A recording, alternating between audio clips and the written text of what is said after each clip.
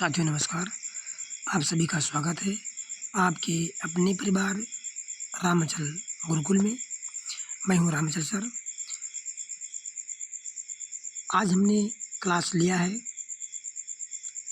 CTET paper 2 के लिए social science, सामाजिक विज्ञान या कहिए सामाजिक अध्ययन। ये 21 क्वेश्चन हमने लिया आप लोगों के लिए और ये महत्वपूर्ण प्रश्न है। ये प्रश्न एग्जाम में आने वाले हैं, आ सकते हैं। ऐसे ही प्रश्न एग्जाम में अक्सर एग्जामिनर पूछ लेता है। तो आइए शुरू करते हैं बिना टाइम गंवाए। प्रश्न नंबर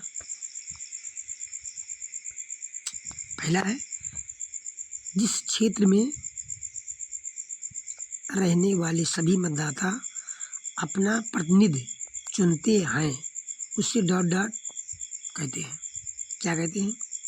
इसका उत्तर है, मैं डायरेक्ट उत्तर बता दूंगा,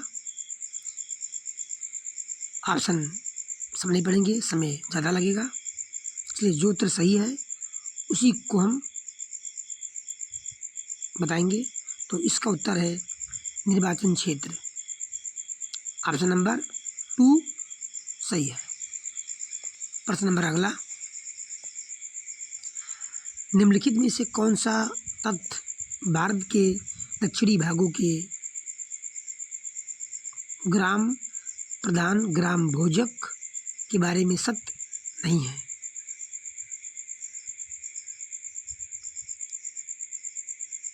चार ऑप्शन है, आप लोग ऑप्शन देखिए और इसका उत्तर है ऑप्शन नंबर 3। राजा ने कभी उसका उपयोग कर वसूलने के लिए नहीं किया। Option number 3 is correct. आगे बढ़ते हैं। प्रश्न नंबर अगला प्रश्न है, शाहजहां द्वारा दर्शक हाल दीवान ये आम के निर्माण के संदर्भ में निम्नलिखित में से कौन सा कथन उपयुक्त है? ऑप्शन 4 आपको दिख रहा है, इसमें ऑप्शन नंबर 2 सही है। क्या है? राजा का न्याय उच्च और निम्न के साथ समान व्यवहार करेगा। ठीक, प्रश्न को ध्यान से देखिए और कम समय में याद कीजिए, समझिए। इसी क्लास में याद हो जाए तो बेस्ट रहेगा। अगला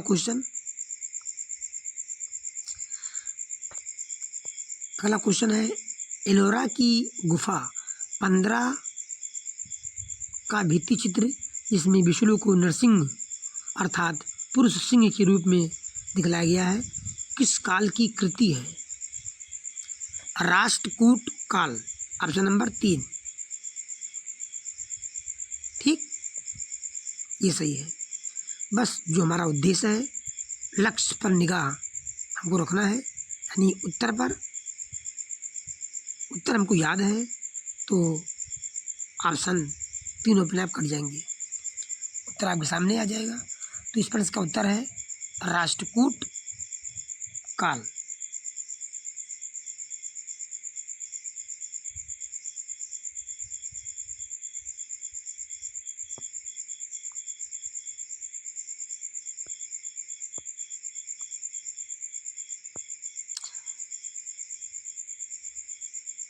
अब अगला जानकारी आप लोग समझिए।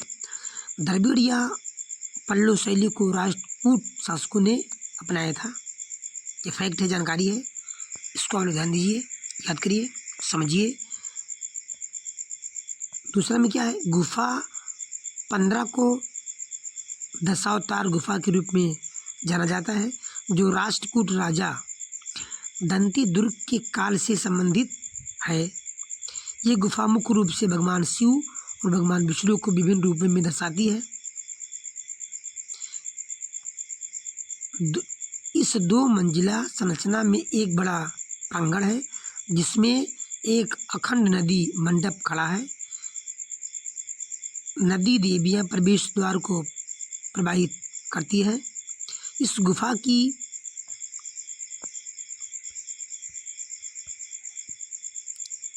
सबसे अच्छी नक्काशी हिरण्यकश्यप की मृत्यु को दर्शाती है।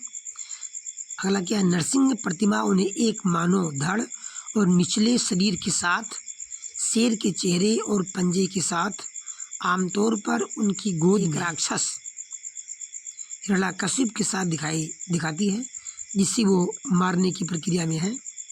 यह राक्षस दुष्ट हिरण्याक्ष का शक्तिशाली भाई है, जिसे पहले विष्णु ने हराया था। जो अपने भाई को हराने के लिए विष्णु से नफरत करता था। इसमें नरसिंह रूप में विष्णु हिरण्यकश्यप के कंधे पर प्राणघाती पंजा रखने के लिए एक स्तंभ से निकल रहे प्रतीत होते हैं। ये जानकारी थी, आप लोग ध्यान दीजिए, इसको स्क्रीनशॉट ले लीजिए और 2-3 बार रिवाइज कर लीजिए। ये फैक्ट आपका तैयार हो जाएगा।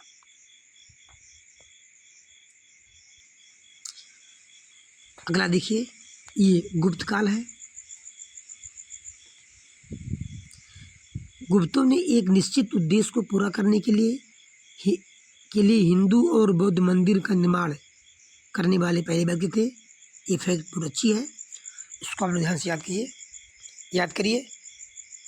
उनकी वास्तुकला शैली उनके मंदिरों में विभिन्न प्रकार की खूबसूरती से सजी हुई मीनारें, नक्काशी और राग कट मंदिरों को प्रदर्शित करती है।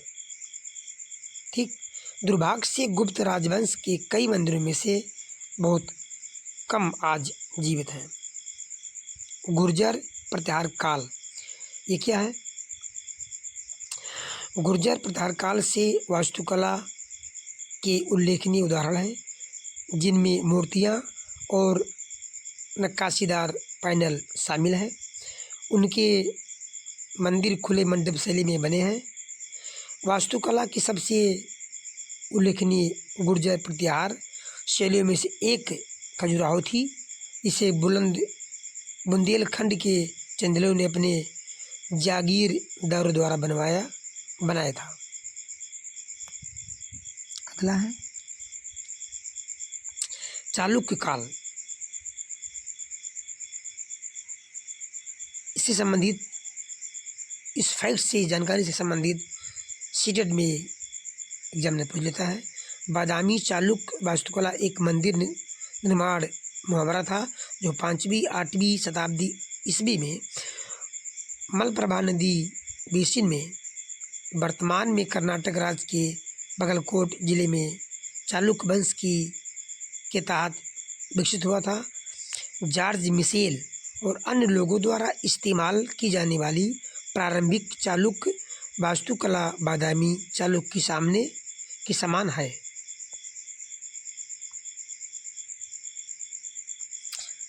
अगला क्वेश्चन आपकी स्क्रीन पे,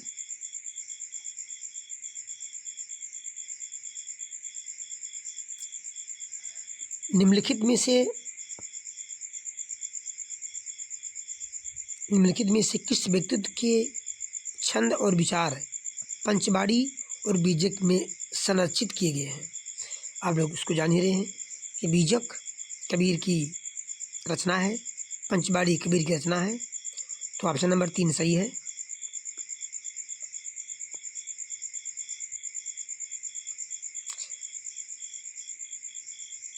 इनके बारे में कुछ जानकारी है।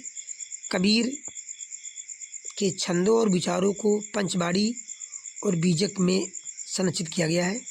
पंचवाड़ी में देखिए क्या है, ये पाठ हिंदू योद्धा तपस्वी समूह दादूपंथियों का है। राजस्थान में दादूपंथ के अनुयायी द्वारा पंचवाड़ी यानी 5 के शब्द को एक साथ रखा गया था और उन 5 संतों के गीतों को एक साथ लाया गया जिनकी वे पूजा करते थे। उनमें कबीर भी शामिल थे। ये पश्चिमी कबीर के कोश का प्रतिनिधित्व करती है। देखिए बीजिंग में क्या है, ये कबीर द्वारा लिखा गया है और ये कबीर पंथियों का एक पवित्र ग्रंथ है। बीजक का कबीर एक मूर्ति भंजक है, एक क्रांतिकारक है, जिसे नाटकीय और हिंसक मत का रूप दिया गया है। ये कबीरपंथी धर्म के अनुयायियों के लिए पवित्र ग्रंथ है। ये आधुनिक हिंदी के प्रमुख ग्रंथों में से एक है। बीजक पर मुख्य टीका महात्मा पूर्ण साहेब। अतः यह स्पष्ट हो जाता है कि पंचबाड़ी और बीजक में कबीर के छंद और विचार संरचित थे।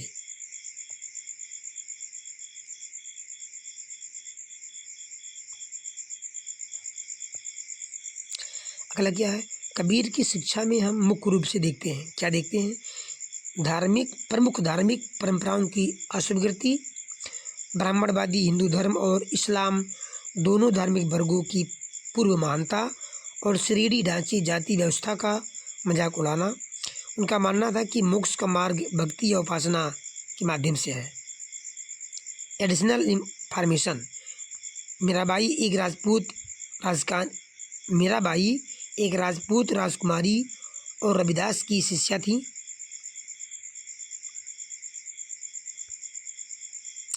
उन्होंने भगवान कृष्ण के प्रति अपनी गहन भक्ति व्यक्त करते हुए कई भजनों की रचना की थी। गुरु नानक कौन है? गुरु नानक और उनके उत्तराधिकारियों के भजन संकलित किए गए और इसे सिखों के पवित्र ग्रंथ गुरु ग्रंथ साहिब के रूप में जाना जाता है। इसमें शेख फरीद, संत कबीर, भगत नामदेव और गुरु तेग बहादुर जैसी अन्य प्रमुख हस्तियों के लेखन भी शामिल थे। रविदास जी क्या हैं? रविदास अछूत मानी जाने वाली जाति के संत थे। वहीं भक्ति आंदोलन के एक प्रसिद्ध व्यक्ति थे। गुरु रविदास जाति विभाजन के खिलाफ थे और उन्होंने एकता को बढ़ावा देने के लिए उन्हें हटाने की बात कही।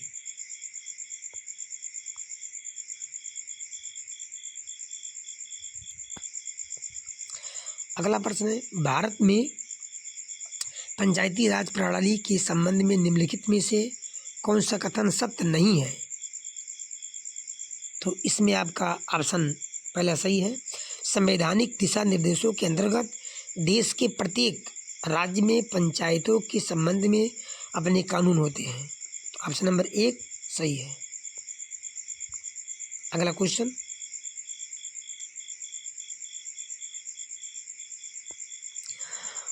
महापाषाणों के विषय में निम्नलिखित कथनों में से कौन सा कथन सही है? इसमें ऑप्शन है पहला सही है। इनका उपयोग कब्रिस्तानों को चिन्हित करने के लिए किया जाता था। बस प्रश्न देखिए और जो प्रश्न का उत्तर सही है उसको देखिए, याद करिए, सिर्फ उसी पर लक्ष्य पर निगाह हो ताकि तुरंत याद हो जाए। अगला क्वेश्चन है, निम्नलिखित में से कौन पटवारियों की कार्य का पर्यवेक्षण करता है? तो इसमें ऑप्शन 3 सही है, तहसीलदार। अगला क्वेश्चन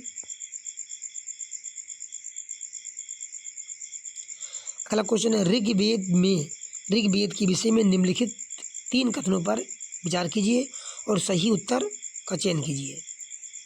पहला कथन, ये 3500 वर्ष पूर्व लिखा गया था। पी में क्या है? इसकी रचना प्राकृत में की गई थी। सी में क्या है? इसमें 1000 से अधिक सूक्त हैं। तो ऑप्शन नंबर पहला सही है। क्या सही है? सी ऑप्शन सही है, ये और भी गलत है, यानी इसमें 1000 से अधिक सूक्त हैं ऋग्वेद में।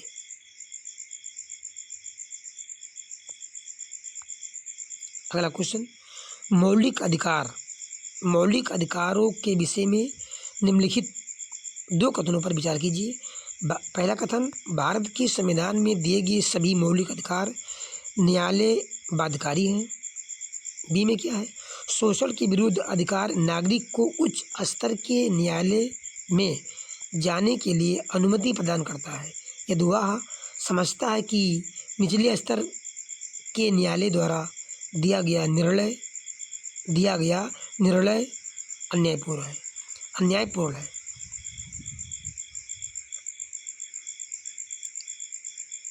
तो इसमें पहला ऑप्शन सही है, ई और बी दोनों सही है।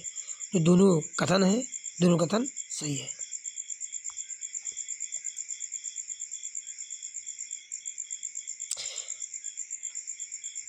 कुछ जानकारी आप लोग देख लीजिए। भारतीय संविधान के अनुच्छेद 12 से 35 मौलिक अधिकारों में से संबंधित है। जो 12 से 35 अनुच्छेद है, आर्टिकल है, वो मौलिक अधिकारों से संबंधित है, यानी मौलिक अधिकार के बारे में कहा गया है। ये मानव अधिकार भारत के नागरिकों को प्रदान किए जाते हैं, क्योंकि संविधान बताता है कि ये अधिकार अउल्लंघनीय है, इसका उल्लंघन नहीं किया जा सकता। भारतीय संविधान के 6 मौलिक अधिकार हैं। साथ ही उनसे संबंधित संवैधानिक अनुच्छेदों का उल्लेख से किया गया है। समानता का अधिकार, ये अनुच्छेद 14 से 18 में है। का स्वतंत्रता का अधिकार, ये अनुच्छेद 19 से 22 में है। शोषण के विरुद्ध अधिकार, ये अनुच्छेद 23 से 24 में है। धर्म की स्वतंत्रता का अधिकार, ये 25 से 28 में है अनुच्छेद। और संस्कृति और शैक्षिक अधिकार, ये अनुच्छेद 29 से 30 में है। संवैधानिक उपचार का अधिकार, ये अनुच्छेद 32 में है। मौलिक अधिकार भारत के संविधान में निहित बुनियादी मानवाधिकार है, जो सभी नागरिकों की गारंटी कृत है।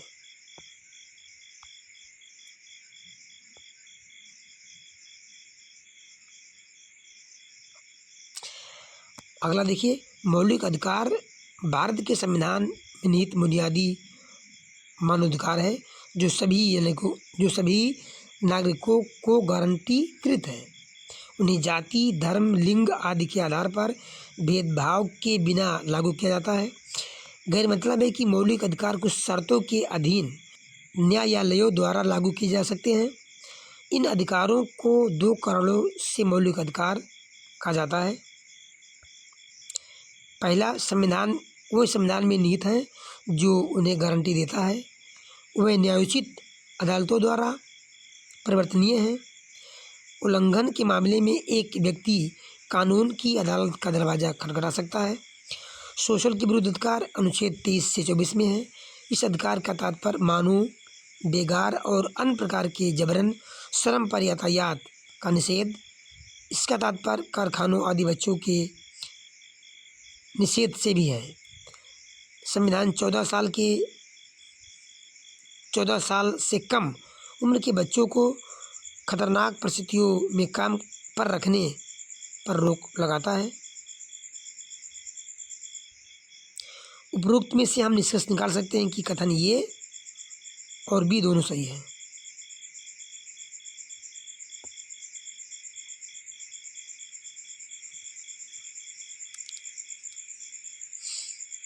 अगला प्रश्न देखिए, फौजदारी कानून के अंतर्गत मामले के निवारण के बारे में निम्नलिखित में से कौन सा कथन सही है? तो इसमें आपका कथन सही है ऑप्शन नंबर 3। सबसे पहले पुलिस के पास प्रथम सूचना report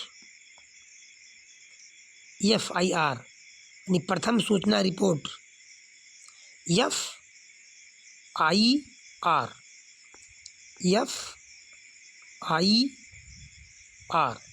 first information report. FIR का फुल फॉर्म क्या होता है? फर्स्ट इंफॉर्मेशन रिपोर्ट, यानी प्रथम सूचना रिपोर्ट FIR द्वारा दर्ज कराई जाती है और इसके बाद ही अदालत में मामला दर्ज किया जाता है। ठीक, ये आपका सही है।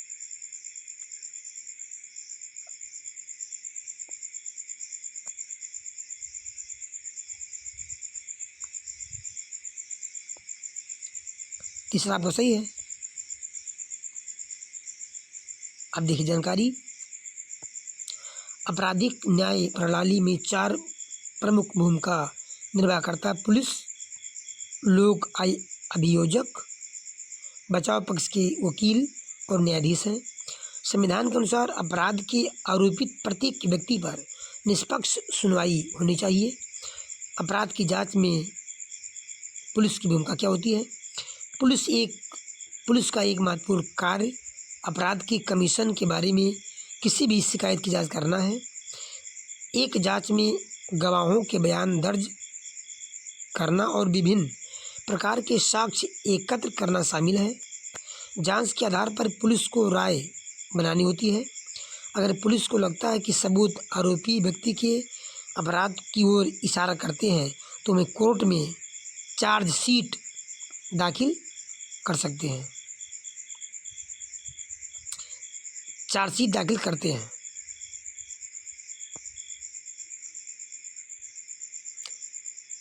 अगला देखिए, FIR यानी फर्स्ट इंफॉर्मेशन रिपोर्ट दर्ज होने के बाद ही पुलिस किसी अपराध की जांच शुरू कर सकती है।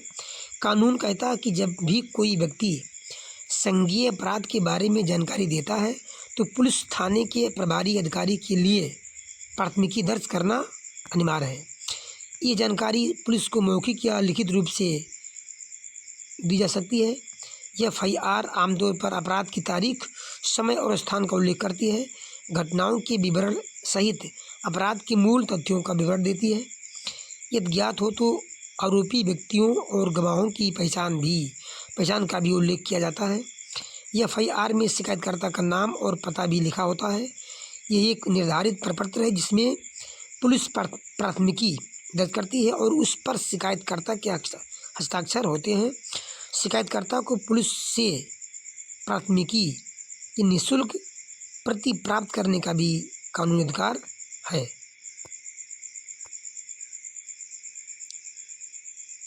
अगला क्वेश्चन, राज्य की विधायिका अंग से अभिप्राय है। इसका ऑप्शन है ऑप्शन नंबर 4। इस प्रश्न का उत्तर है नागरिकों द्वारा निर्वाचित प्रतिनिधि। ऑप्शन नंबर 4 सही है। लास्ट क्वेश्चन 21, निम्नलिखित में से कौन सा एक सामाजिक विज्ञापन नहीं है? ये नहीं वाला क्वेश्चन अक्सर ज़्यादा कभी कभी एग्जामिनर पूछ लेता है, तो आप लोग इस पर ध्यान दीजिए। इसका उत्तर है जीवन बीमा। ऑप्शन नंबर 2, जिंदगी के साथ भी और जिंदगी के बाद भी। ये एक सामाजिक विज्ञापन नहीं है। बाकी अति देवो, लेन ड्राइविंग इज लाइफ ड्राइविंग, पानी की हर बूंद को बचाएं, ये सामाजिक विज्ञापन है। लेकिन आपका ऑप्शन नंबर 2 जीवन बीमा, जिंदगी के साथ भी और ज़िंदगी के बाद भी, ये सामाजिक विज्ञापन नहीं है। ठीक, तो साथियों, आज का प्रश्न पेपर सेकंड के लिए, सीटेट पेपर सेकंड के लिए था सामाजिक अध्ययन से 21 प्रश्न। ये 21 प्रश्न मोस्ट इम्पॉर्टेंट है, पूरा आ सकता है। ये प्रश्न में, ये एग्ज़ाम में, परीक्षा में आए प्रश्न है, तो इसको आप लोग अभी कभी याद कर लीजिए, समझ लीजिए, ताकि आपका सीटेट सेकंड पेपर आपका क्लियर हो जाए, क्रैक हो जाए। तो फिर मिलेंगे हम अगले वीडियो में। तब तक के लिए जय हिंद, राधे राधे। आप लोग मेहनत करते रहिए, सफलता बिल्कुल मिलेगी। जय हिंद।